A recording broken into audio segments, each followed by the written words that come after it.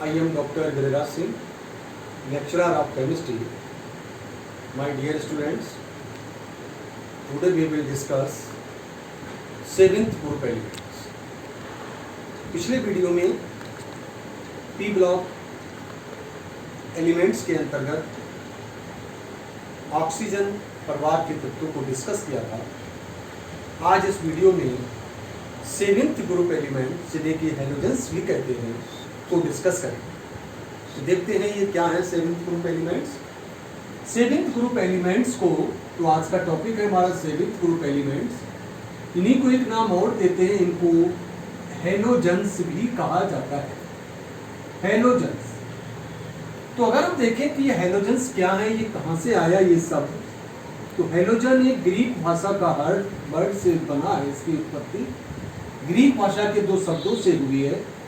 पहला शब्द होता है हाल्स, इसका अर्थ होता है सी साल्ट,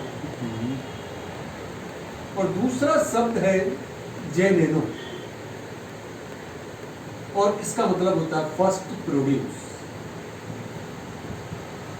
तो इस प्रकार हम ये देख सकते हैं जो हैलोजेंस है, इन सब की उत्पत्ति सर्वप्रथम समुद्री लवणों से हुई है, इसलिए इनको हैलोजेंस कहते हैं।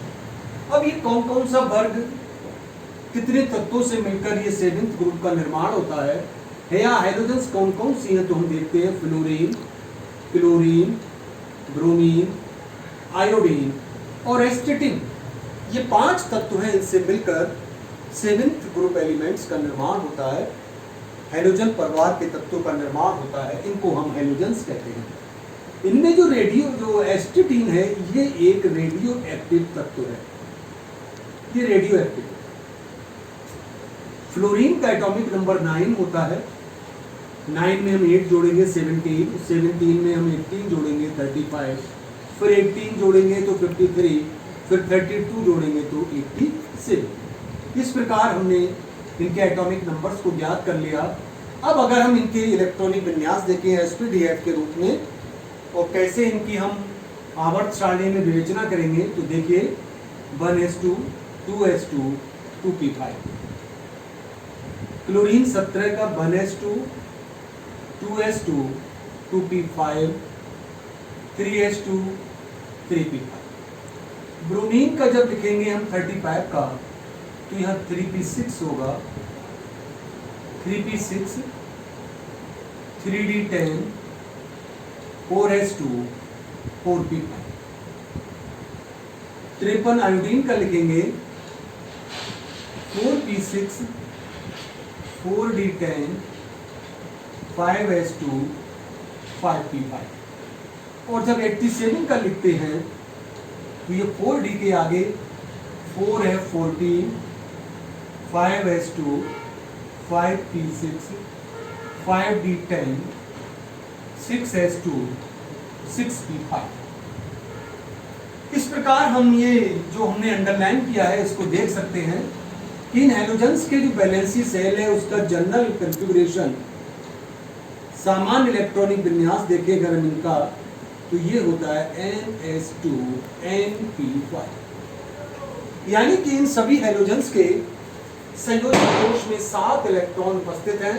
उन 7 में से 2 इलेक्ट्रॉन संयोजी कोश के H कोश में और 5 इलेक्ट्रॉन P उपकोश में हैं। टोटल इलेक्ट्रॉन 7 हैं। अंदर के शेष सभी कक्ष उनके कंप्लीट बने हैं, इसलिए इन सभी तत्वों को आवर्त सारणी में, चूंकि इनमें अंतिम इलेक्ट्रॉन संयोजी कोश के P कक्षक में भरे जाते हैं, बाह्यतम कोश में संयोजी कोश में इनके 7 इलेक्ट्रॉन हैं, इसलिए इन सभी तत्वों को आवर्त सारणी में पी ब्लॉक के 7th A वर्ग के अंदर रखा गया है। इनके इलेक्ट्रॉनिक विन्यास में समानता होने के कारण इनके गुणों में भी समानता पाई जाती है, इसलिए इन सभी तत्वों को एक साथ एक ही वर्ग में रखा जाना उचित है। परमाणु क्रमांक बढ़ने के साथ साथ इनके गुणों में क्रमिक परिवर्तन भी होते जाते हैं। अब हम देखेंगे कि इस प्रकार हमने ये देख लिया कि इनको 7th A वर्ग में क्यों रखा गया। इनके विन्यास, इसके आगे 0 वर्ग आता है, जो अक्रिय गैसें हैं उनसे 1 इकाई कम होते हैं, इसलिए इनको अक्रिय गैसों के पीछे 7th A वर्ग में स्थान दिया जाना तर्कसंगत है। अब हम इसकी कुछ प्रॉपर्टीज को देखते हैं। तो सबसे पहली प्रॉपर्टीज को लेते हैं हम वैलेंसी। संयोजकता, हैलोजेंस की सामान्य संयोजकता एक होती है।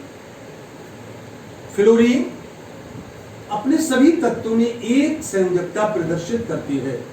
आप ये देखेंगे कि फ्लोरीन में डी कक्षक अनुपस्थित है, इसमें डी कक्षक नहीं होता। 3p के आगे 3d, 4d, 5d और 6d आता है।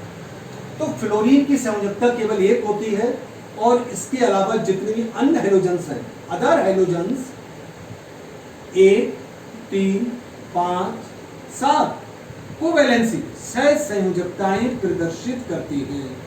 कोवैलेंसीज प्रदर्शित करती हैं, मतलब इनके अष्टक का प्रसार हो जाता है और उसका सीधा कारण है क्योंकि इन सब के संयोजी कोष में रिक्त डी कक्षक पाए जाते हैं, इसलिए इनके अष्टक का प्रसार हो जाता है और फ्लोरीन को छोड़कर अन्य सभी हैलोजेंस 1, 3, 5, 7 संयोजकताएं प्रदर्शित करती हैं।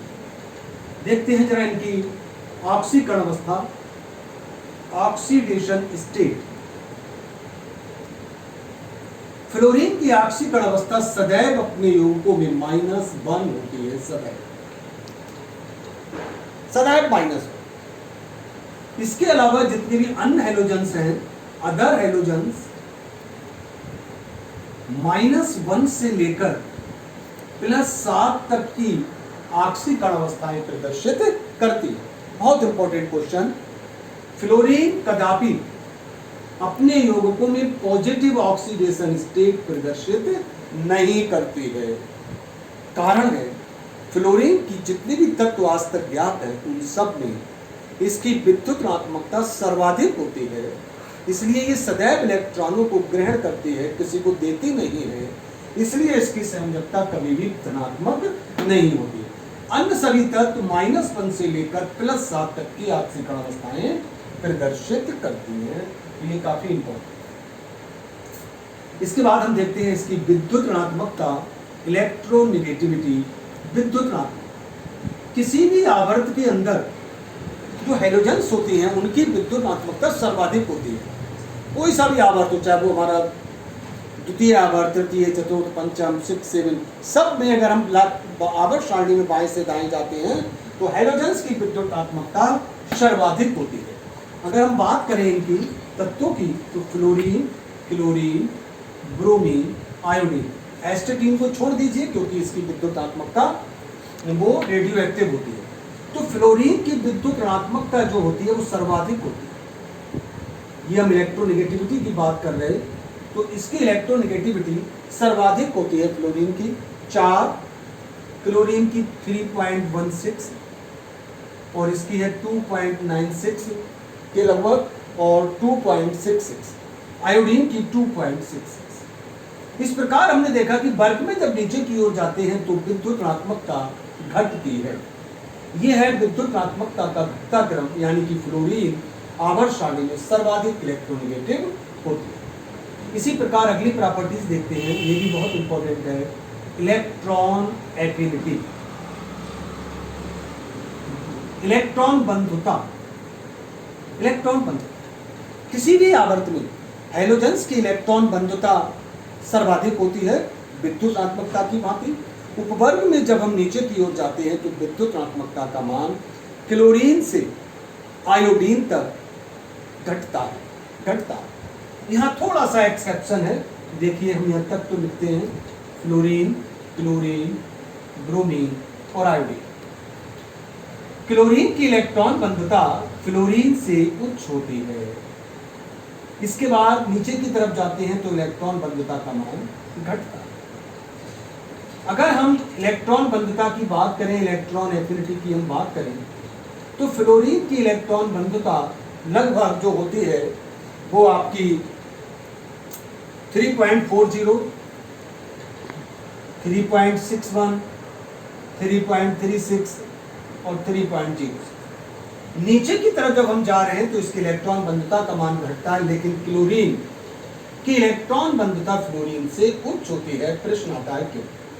तो अगर हम इनकी तत्वों की इलेक्ट्रॉन बंधुता का घटता क्रम देखें तो ये क्रम आता है क्लोरीन की सर्वाधिक, इससे कम फ्लोरीन, फिर ब्रोमीन और फिर आयोडीन। ये है इलेक्ट्रॉन बंधुता का घटता क्रम। तो पूरी आवर्त सारणी में सर्वाधिक इलेक्ट्रॉन वरीयता क्लोरीन की होती है। प्रश्न आता है क्यों, तो थोड़ा सा देख लेंगे। फ्लोरीन का जो आकार होता है वो क्लोरीन की तुलना में कुछ छोटा होता है। ऊर्जा की दृष्टि से क्लोरीन परमाणु की तुलना में फ्लोरीन में इलेक्ट्रॉन जोड़ना कुछ कम अनुकूल होता है, इसलिए तुलनात्मक रूप से क्लोरीन की तुलना में कुछ कम ऊर्जा उत्सर्जित होती है। इसलिए चूंकि फ्लोरीन का आकार छोटा है, आवेश उच्च है, इसमें इलेक्ट्रॉन जोड़ना ज़्यादा सुविधाजनक नहीं होता। क्लोरीन की तुलना में क्लोरीन का आकार थोड़ा बड़ा है, इसलिए ऊर्जा की दृष्टि से उसमें इलेक्ट्रॉन को जोड़ने में अधिक ऊर्जा उत्सर्जित होती है, इसलिए क्लोरीन की इलेक्ट्रॉन वरीयता फ्लोरीन से उच्च होती है। हम एक अगले प्रॉपर्टीज देखते हैं इनका। आक्सीकारक गुण, ये सभी हैलोजेंस आक्सीकारक गुण भी प्रदर्शित करती हैं। मतलब हम जानते हैं हैलोजेंस एक इलेक्ट्रॉन को ग्रहण करके हैलाइड बनाती हैं और इस हैलाइड की अक्रिय गैस संरचना होती है, इनर्ट कॉन्फ़िगरेशन होता है इसका, अक्रिय विन्यास। कोई भी हैलोजन, चाहे वो कोई सी भी हो, जैसे हम फ्लोरीन, अगर एक इलेक्ट्रॉन ग्रहण किया, इसके पास 9 इलेक्ट्रॉन थे, तो अब ये फ्लोराइड आयन हुआ, 10 इलेक्ट्रॉन्स बने, यानी कि 2 और 8, तो इसका विन्यास नियॉन के समकक्ष हो गया। तो इलेक्ट्रॉन को जो ग्रहण करते हैं वो आक्सीकारक गुण प्रदर्शित करते हैं। और वर्ग में जैसे जैसे हम नीचे जाते हैं इनकी आक्सीकारक क्षमता घटती जाती है, आक्सीकारक क्षमता घटती जाती है, यानी कि फ्लोरीन की आक्सीकारक क्षमता सबसे अधिक होती है, क्लोरीन की उससे कम होती है। तो ये है इनकी आक्सीकारक क्षमता का घटता क्रम, आक्सीकारक क्षमता का घटता क्रम, घटती है। अब हम लास्ट प्रोडक्ट देखते हैं, हाइड्रोजन हैलाइड। हाइड्रोजन हैलाइड यानी HX कहते। हैलोजेंस हाइड्रोजन के साथ अभिक्रिया करके HX सामान्य सूत्र के हाइड्रोजन हैलाइड्स बनाती हैं। देखिए ये सभी सहसंयोजक हैं, जैसे HF, HCl, HBr और HI।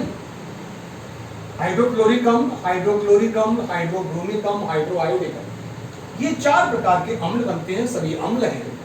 अगर हम बात करें इनके भौतिक अवस्था की, तो कमरे के ताप पर HF द्रव होता है, लिक्विड है, और HCl गैस होती है। ये भी गैस है, ये भी गैस है।